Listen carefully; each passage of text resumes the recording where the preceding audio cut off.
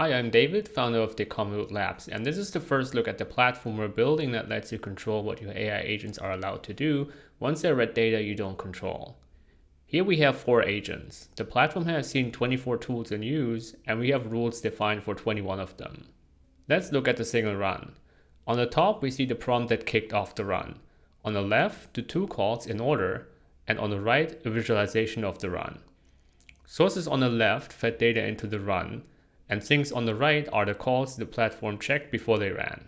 The first call searches the inbox. It's allowed, and what comes back is untrusted because anyone can send an email to the inbox.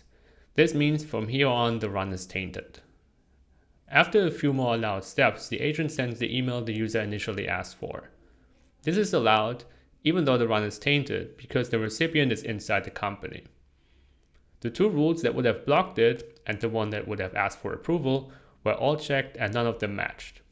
Then everything the agent attempts afterwards gets stopped because of different rules. For example, append to file because the run contains untrusted data, deletion of the email because of the default block that applies in this policy when no rule matches, and so on.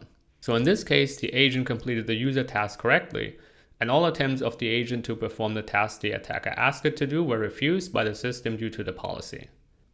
And that's the important point here.